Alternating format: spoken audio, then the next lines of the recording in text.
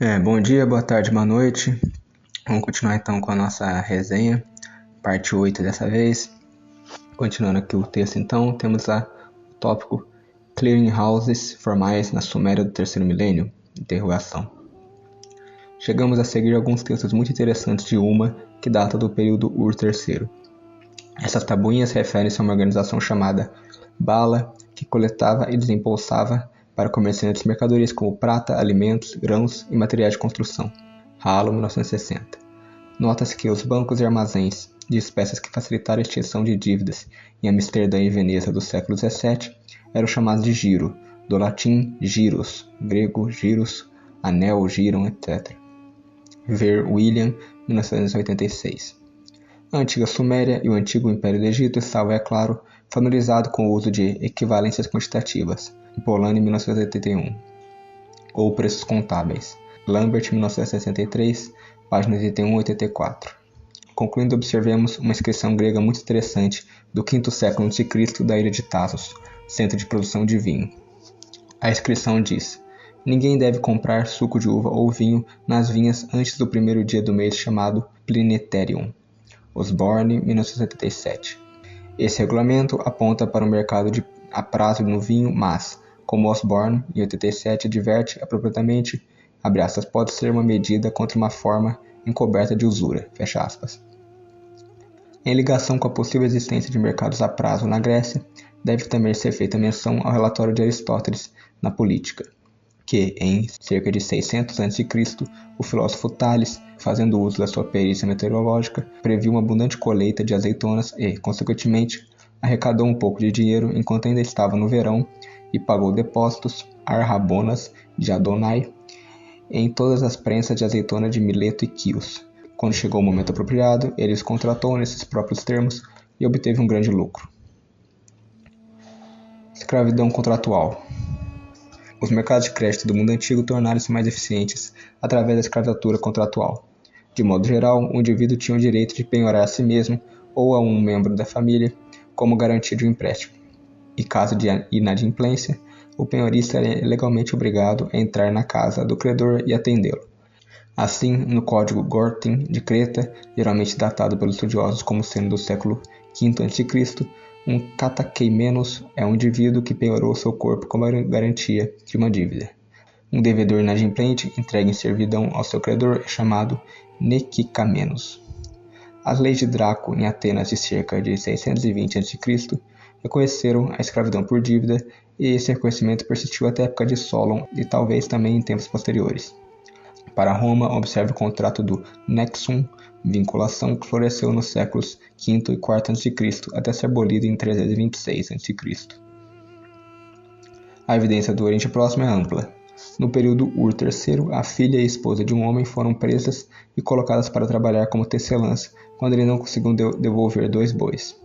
Além disso, homens de diversas profissões foram colocados para trabalhar em estabelecimentos de moagem de grãos, mas os textos não revelam por que foram apreendidos. Por exemplo, o parágrafo 117 do Código de Hammurabi exige que os devedores inadimplentes entrem na casa do credor e o cumpram por 3 anos. Um edito do governante hitita ao rei de Ugarit sobre as atividades dos mercadores de Ura estabelece que, abre aspas, se a prata dos filhos de Ura estiver com os filhos de Ugarit e eles não puderem pagar, e então o rei de Ugarit, este homem, ou seja, o devedor, com sua esposa, com seus filhos, nas mãos dos filhos de Ura, dos mercadores, ele os entregará. Fecha aspas. Yaron, 1969. E Astor, 1970, páginas 116 a 119. Vários textos de Ugarit alertam aos devedores que ser vendido como escravo no Egito é uma pena de inadimplência. Lembre-se de José. O parágrafo 117 do Código de Hammurabi também mostra que, além de poder contrair empréstimos para garantia pessoal, o indivíduo pode vender a si mesmo ou a um membro da família como escravo. Na verdade, um texto da Anatólia mostra um homem chamado Ábia vendendo a si mesmo e a sua família a um certo Rahua. Novamente, o serviço pode ser por um tempo limitado, indeterminado ou permanente. Os contratos de autovenda estão disponíveis desde o final do terceiro milênio até o início do segundo milênio na Suméria e na Babilônia. E do início do segundo milênio, Anatólia, meados do segundo milênio em Nuzi e do Egito, do século VII ao VI a.C. A importância especial da escravatura contratual decorre do fato de proporcionar ao credor ou comprador um maior controle sobre o serviço do devedor, vendedor, do que seria possível ao abrigo de um contrato de trabalho normal. Em vez de um salário em dinheiro para ser gasto ou um salário em espécie que pudesse ser vendido e depois gasto a critério do ganhador, o escravo contratual recebia uma ração de cevada, seba em sumério, consistindo nas necessidades básicas para mantê-lo como um trabalhador eficaz. A ração diária de grãos por homem por dia era de cerca de 2 litros de cevada. Em Ur III, Lagash, quando os homens Errim eram chamados para a corvéia, eles são descritos como cumprindo seu mandato, Erim Bala Guba, e recebiam rações por 30 dias. Postgate, 1992. Para o povo Erim, ver Mercado de Trabalho Livre na seção 6. Quando esses homens eram empregados pelo Estado fora do seu serviço obrigatório regular, Erim Bala Tusa recebiam salários durante 20 dias. Abre aspas. Na Grécia, os escravos eram às vezes chamados de Kouroi Nikometres, medidores de litro, presumivelmente porque recebiam uma ração diária de Kouroi-nis de farinha de cevada. O resultado final dessa discussão é que o direito de indivíduo de contratar a escravatura aumentou a produtividade esperada do seu serviço de trabalho e, consequentemente, tornou-o elegível para um empréstimo de consumo ou produção ou um preço de venda pelo seu trabalho maior de que outra forma seriam possíveis. Os empréstimos à produção incluem aqueles para formação, migração e outros tipos de capital humano, bem como para a formação de capital material. A evidência do investimento na migração é apresentada aqui. Artesãos imigrantes podem ser encontrados nos demiergoi homéricos, trabalhadores públicos, e nos gerim bíblicos, estrangeiros residentes. Por exemplo, em Êxodo 22:20 e 2 Samuel 4:3. Os textos de Ugarit mencionam um ferreiro de Beirute. Também relevantes são os muitos artesãos estrangeiros no início do segundo milênio Mari, os nomes humanos na lista de rações babilônias do século 14 a 13 a.C.,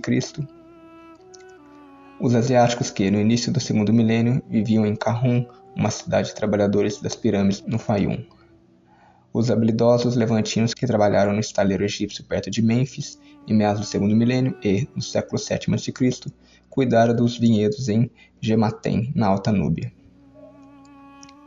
A evidência egípcia é especialmente reveladora no que diz respeito ao problema da migração voluntária. MacDonald, em 1972, página 89 a 90, chama atenção para a situação na 12ª dinastia, quando, abre aspas, muitas grandes casas pertencentes à nobreza tinham servos asiáticos, às vezes de várias partes do Levante. Havia assentamentos de trabalho asiáticos ou acampamentos no Egito, fecha aspas. Levando em conta que a ação militar egípcia, abre aspas, era quase inexistente em Canaã, no Egito do Império Médio, fecha aspas, Ward, em 1971, deduz que, abre aspas, que a maior parte dos asiáticos encontrados no Egito do Império Médio chegaram lá por conta própria, buscando emprego não apenas nos ofícios e profissões, mas também nos cargos inferiores, fecha aspas. Para o Império Antigo, podemos também citar um decreto de Pepe I relativo à cidade piramidal da Ashur, que menciona a posse de terras por Neres-Hotep, núbios colonizados. Aire, 1977. As evidências sugerem que o antigo reino do Egito foi beneficiário de uma migração voluntária considerável. Os artesãos estrangeiros, encontrados nas cidades do Irã no final do século VI a.C. e início do século V a.C., também devem ser considerados. Os Kurtash, um grupo de pessoas Rabat, presas ou recrutadas, incluindo principalmente artesãos de várias origens nacionais, são às vezes referidos pela palavra elamita mahip, apreendido. Contudo, Dandamayev, em 84, citando a pesquisa de Cameron, observa que, numa inscrição de Dario I, que governou de 522 a 486 a.C., mahip corresponde à palavra persa karnuvaka, que significa simplesmente artesão. Originalmente, em 509 a 494 a.C., os Kurtash recebiam rações ou forragens gal em elamita suficientes para viver mais de 479 ou antes, de acordo com Dandamayev, em 75 eles eram, abre aspas, pagos não apenas em espécie, mas também em prata, e agora a taxa salarial tornou-se muito mais elevada, vis de 1 a 8 ciclos por mês. A maior porcentagem do Kurtash recebia 3 ou 4 ciclos por mês, ou seja, 3 ou 4 vezes mais que o salário de um trabalhador contratado nascido livre na Babilônia, onde nos séculos 6 e 5 a.C., um adulto contratado, via de regra, recebia um ciclo de prata por mês. Ao mesmo tempo, os preços da maioria dos produtos na Pérsia e na Babilônia eram aproximadamente os mesmos. Fecha aspas. Durante esse período mais rico, o termo Kurtash aparentemente passou a significar trabalhador e não escravo. Assim, os Kurtash, incluindo os do Egito, da Babilônia e de outras regiões economicamente avançadas, podem muito bem ter escolhido vir ao Irã para aumentar os seus rendimentos reais futuros e não pela força, como supõem Nandamayev e Lukonin em 89. Mais uma vez, tal como no caso das evidências egípcias, percebemos ainda que, vagamente, que os trabalhadores se venderam como escravos para financiar a sua migração para áreas onde pagavam salários relativamente elevados. Asserção 6. Os fisiocratas franceses conceberam a ideia de economia concomitantemente com a emergência do mercado como um mecanismo de oferta e procura e preço. A inovação dos mercados de bens foi eventualmente seguida pela inovação revolucionária dos mercados de formação de preços para o trabalho e a terra, baseada em Polanyi, 1981. Mercado de terras. Os fatos são bem diferentes. É verdade que a questão de saber se a terra poderia ser alienada permanentemente na Grécia arcaica é controversa. Além disso, os arrendamentos de terras por escrito tornaram-se disponíveis principalmente no século IV a.C. Por outro lado, com exceção da dinastia Ur III, de 2112 a 2004 a.C. e do período da Babilônia Média, de 1595 a 1155 a.C., as vendas e arrendamentos de campos de propriedade privada, não palacianos e não templos, são comuns em todos os períodos da história mesopotâmica, desde meados do terceiro milênio até o sexto século a.C. Além disso, os registros do norte e do sul da Babilônia datados do terceiro milênio, os mais antigos disponíveis, fornecem provas amplas e conclusivas de vendas de campos a, invariavelmente, indivíduos por indivíduos. É feita para a dupla contagem entre vendedores e, quando são eliminados, os chamados vendedores secundários, na verdade testemunhas. Os participantes mais conspícuos no mercado de terra são os funcionários do templo e do palácio, mercadores, escribas e pastores. As mulheres participavam frequentemente como vendedoras e compradoras de terras. Com base na sua consideração das profissões e títulos de compradores e vendedores, Gelb, Steinkeller e Whiting, em 91, explicam que, no terceiro milênio, praticamente qualquer pessoa podia ser vendedor ou comprador, uma vez que essa evidência mostra que a propriedade fundiária poderia ser vendida e, consequentemente, possuída por pessoas privadas e não exclusivamente pelos templos ou pelo Estado, como afirmado até recentemente. Fecha aspas. As evidências de venda de terra são especialmente abundantes no período da antiga Babilônia. Num grande número de textos do início do segundo milênio, que registra a venda de pequenas parcelas de terras aráveis de propriedade privada no sul da Babilônia, os vendedores parecem ser grupos e não indivíduos em apenas 30% dos casos. Embora o eminente assiriologista soviético Diakonov, em 74, gostasse de identificar esses grupos como comunas familiares, ele admite que, abre aspas, as relações de parentesco dos vendedores individuais entre si nem sempre são indicadas em tais casos, fecha aspas. Acrescenta no que diz respeito à venda de plantações e jardins de tâmaras, que tanto no norte como no sul a porcentagem de vendedores coletivos é insignificante. Skytes, em 75, página 244 e 45, conclui que, abre aspas, a venda de terras por mais de uma pessoa, por exemplo, sócios, é rara em comparação com a venda de terras por um indivíduo. Além disso, a venda de terras por um único indivíduo é feita sem referência a qualquer permissão que possa ter sido concedida pelos membros da família, que seria de se esperar se estivéssemos lidando com propriedade conjunta. Fecha aspas. Dados importantes que atestam a existência de um mercado fundiário no início do segundo milênio também estão disponíveis em documentos acadianos de Susa, uma cidade no Irã, na fronteira com a Mesopotâmia. São encontradas vendas de terras, assim como acordos de parcerias e contratos de aluguel fixo. Na Síria do século XIV a.C., os herdeiros de uma propriedade fundiária podiam vender direitos sobre a herança antes do anúncio dos detalhes. O comprador recebia a opção de escolher e receber dentre as parcelas da herança. Na literatura acadêmica, essa prática é chamada de Gattungschauf, ou venda inespecífica. De forma mais geral, os indivíduos conseguiam vender terras denominadas Zitu, herdadas, tão facilmente quanto terras denominadas Shi-Amatu, ou compradas. As escrituras de propriedade fundiárias foram depositadas junto aos credores para garantir empréstimos. As vendas de terras agrícolas privadas, incluindo terras de devedores inadimplentes, também são registradas no início e no final do segundo milênio em Alalakh e Ugarit. A segurança das transações de terras foi reforçada pela inclusão de cláusulas de defesa nas escrituras de transferência em que o vendedor prometia se levantar em tribunal e livrar o imóvel em questão de reclamações levantadas por terceiros. Mapas de levantamento de campos gravados em tábuas de argila são bem atestados no final do terceiro e segundo milênios e às vezes eram citadas em litígios. Em meados do segundo milênio, o arrendatário de um pomar de palmeiras era obrigado a escavar novamente as suas valas, dragar seus canais, desmontar o terreno baldio e cuidar dos rebentos e das folhas. O arrendamento assírio do século VII a.C. parece exigir que o arrendatário coloque fundos em depósito, dos quais os danos aos bens de capital possam ser deduzidos. Uma disposição do Código Jurídico Lipit Ishtar mostra que, já no século X a.C., o governo babilônico estava preparado para fazer cumprir acordos contratuais que, na terminologia dos economistas, transformavam externalidades negativas em internalidades, isto é, em custos para o agente econômico que as causava. Baer, em 62, página 25-26, observa que, abre aspas, indivíduos privados poderiam possuir terras agrícolas em todos os períodos da história do Antigo Egito, fecha aspas, e a aquisição de campos para fins privados é mencionada desde os primeiros períodos.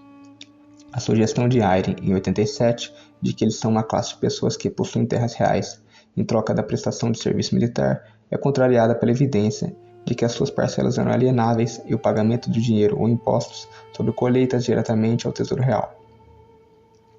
Documentos que citam preços de campos são relativamente raros. Contudo, quando os dados de preços disponíveis relativos a diferentes períodos históricos são comparados, esses apresentam grandes flutuações. Preços relativamente baixos são observados para terras irrigadas com água de poço e para terras, entre aspas, cansadas. Propriedade de terras individual versus templo e comunal. A hipótese avançada por Demel em 31 e Falkenstein em 74 e desenvolvida por Polanyi em 81 e Finlay em 73, de que em meados do terceiro milênio na Suméria, a maior parte, se não todas as terras agrícolas pertenciam a templos, foi demolida pela reconsideração das evidências. A hipótese de que os templos possuíam a maior parte das terras também é deficiente no caso do Egito e provavelmente da Grécia Micênica. É necessário dedicar atenção adicional à questão da propriedade da terra comunal versus individual na antiguidade. O primeiro ponto é que os grupos de vendedores citados por Diakonov em 74 e outros podem, na verdade, consistir em testemunhas e não em vendedores. A necessidade de longas listas de testemunhas para validar as vendas de terras diminuiria sempre que o próprio palácio ou templo desempenhasse um papel no registro das transferências de terras. Por exemplo, 40 documentos dos arquivos reais de Ugarit, que efetuam a transferência de terras e casas, trazem a marca do selo dinástico e a longa lista de testemunhas está ausente.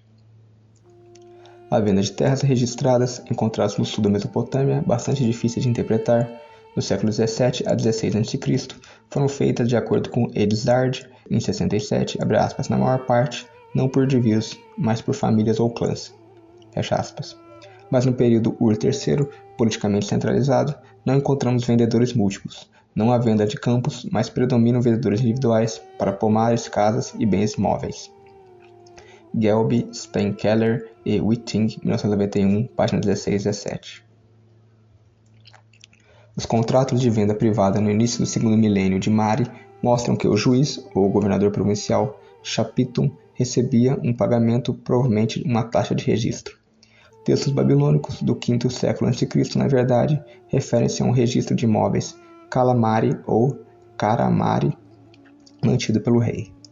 Textos anteriores referem-se, embora de forma mais vaga, à rúbrica Yesu, que significa lista. Stolper, 1977, página 259 e 266. Da mesma forma, na esfera greco-romana, descobrimos que uma fundação lócrea dos gregos, no final do VI século a.C., era regida por um pacto sobre a terra, prevendo que distribuiriam as porções do vale. Nota-se, em apoio ao realismo da estrutura de propriedade subjacente, que os parágrafos 17 e 18 da tabela B das leis assírias do século XII a.C. reconhecem a propriedade privada de poços e valas de irrigação. Há uma boa razão pela qual as testemunhas de venda de terrenos podem ser confundidas com vendedores. O cenário, por assim dizer, está preparado para essa dificuldade pelo fato de ser eminentemente razoável que os vizinhos de um vendedor de terras sirvam de testemunhas. Observe, nesse contexto, a fórmula legal na qual as testemunhas oculares são denominadas homens do lugar e da palavra. Novamente, Teofrasto, cerca de 210 a 287 a.C., menciona uma lei de Turi, uma cidade grega no sul da Itália, exigindo que os 3 vizinhos mais próximos da terra que foi vendida recebessem uma moeda como memória e testemunho. Citado por Gemmet, 1971. Não é de todo surpreendente que, depois de considerar as tabuinhas de Susa do século 17 a.C., Henriksson, em 86, tenha descoberto que, às vezes, é possível demonstrar que certas testemunhas de transações de terras possuem outras terras ao longo do mesmo canal. Fecha aspas. O problema é que os parentes provavelmente estão entre os vizinhos do vendedor. Um testemunho eloquente desse fato da vida antiga é fornecido pelo fato de que ad finis, a palavra latina para parentes por casamento, tem o significado literal de vizinhos. Assim, a mera nomeação dos parentes do vendedor no contrato de venda de terras não constitui evidência convincente de propriedade comunal ou mesmo de um grupo familiar alargado. Diakonov, 85, páginas 53 e 54. Outro ponto de alguma importância é que os contratos de venda de terrenos podem incluir a aprovação dos familiares do vendedor, a quem foi concedido um rendimento anual proveniente da propriedade em questão pelos pais do vendedor. O assiriólogo húngaro Komorowski, em 78, discorda das opiniões de Diakonov sobre a importância da terra de propriedade comunitária na primeira metade do segundo milênio. Abre aspas. A comunidade da terra, nas fontes originais Uru ou Alum, ambos significando cidade, na minha opinião nada mais é que uma organização de direitos civis. Não tem função econômica, não tem nada a ver com propriedade, e a alienação da propriedade fundiária ocorre fora de sua autoridade. As terras são de propriedade privada. Fecha aspas. Na Mesopotâmia, de acordo com Diakonov, em 74, abre aspas, as famílias nucleares que tinham começado a desempenhar o papel principal sobre Hammurabi cederam novamente lugar às comunas domésticas do período cassita. Fecha aspas. Mas a posição de que as comunas familiares eram importantes antes de Hammurabi é uma suposição e não um fato histórico documentado. Infelizmente, pouco parece ser conhecido sobre as políticas econômicas e administrativas cassitas para além dos famosos Kudurru, que empregaram começando por volta de 1400 a.C., de fazer concessões de terras e conceder isenções fiscais. A consideração das evidências europeias, muito mais amplas, levanta a possibilidade de que a rearcaização, isto é, a comuna fundiária, seja uma adaptação à imposição por parte do Estado da responsabilidade conjunta pela tributação.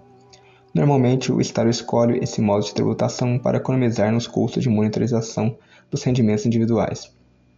Uma vez feito isso, os vizinhos e, agora, os parceiros fiscais ficam compreensivelmente alertas contra a evasão e outros comportamentos de transferência de impostos. As conclusões de Toumanov, em 81, sobre a evolução da comuna russa, justificam a citação. Abre aspas. Durante os 2 séculos, entre 1600 e 1800, a organização existente de chefes de famílias camponesas independentes que partilhavam florestas, pastagens e riachos evoluiu gradualmente para a comuna de servos, composta por 5 a 150 famílias. A comuna de servos era responsável pelo pagamento das obrigações para com o senhor, pela distribuição das terras entre os seus membros, pelas decisões relativas à escolha e o cultivo das culturas, dos campos abertos e assim por diante. Evoluíram 2 tipos de comuna, a reparticional e a hereditária. A diferença entre 2 tipos reside na prática de reparticionar periodicamente as faixas dispersas de acordo com critérios variados de tamanho do agregado familiar. Os agregados familiares da comuna hereditária mantinham suas faixas dispersas em posse hereditária e tinham o direito de vender suas faixas, sujeito à aprovação dos funcionários da comuna. Fecha aspas. Os documentos de Mari parecem fornecer provas tanto de terras agrícolas, de propriedade coletiva, como de tributação coletiva. Estes documentos devem ser interpretados à luz de outros que sugerem que a administração real de Mari seguiu uma política de assentamento de habitantes migratórios das estepes para fins de rendimento, aluguéis e impostos e segurança militar. Bato, 1980 e T. L. Thompson, 1978. Quando o rendimento de uma propriedade fundiária ou de um território concedido publicamente, ou pelo menos pela realeza, serve para compensar os destinatários pelo desempenho de uma função pública, a inalienabilidade e mesmo a indivisibilidade são compreensíveis. O setor imobiliário é adequado para apoiar funções públicas, uma vez que, de um modo geral, é mais difícil dissipar um campo do que a maioria dos outros bens de capitais. Os textos micênicos da linear B apontam para a presença de artesãos, incluindo ferreiros, obrigados a realizar serviços de trabalho, mas não pagando impostos de produção em suas terras. Eles podem muito bem corresponder aos funcionários públicos demioergoi da Odisseia. Não há dúvida de que os feudos, entre aspas, Egil, Kuramati, campos de manutenção mantido pelos guerreiros de Bigas, Mariano na Síria, na Anatólia e no Egito do segundo milênio, eram indivisíveis e inalienáveis. Embora as práticas hititas não sejam bem compreendidas, parece que o vassalo Ish-Shi-U não tinha o direito de vender o seu feudo, com exceção da herança de um filho. Novos feudos tinham de ser selecionados ou aprovados pelo rei. Hammurabi da Babilônia refere-se, numa carta, à estaca que delimita o campo dos metalúrgicos. A criação de feudos comerciais é encontrada pelo menos já em meados do terceiro milênio em Lagash, e em um texto de Ugarit, o rei fornece um feudo a Abid-Hagag e pede que ele preste serviço mercantil. Outros textos do Império Antigo empregam o termo Ahet para denotar terras mantidas por sacerdotes em troca de serviços sacerdotais. O decreto de Neferhir-Kare, em Abidos, refere-se, no contexto da isenção de impostos, a, abre aspas, qualquer sacerdote que esteja na terra do Deus e preste serviço sacerdotal para ela, fecha aspas. Sturdiwick, 1985.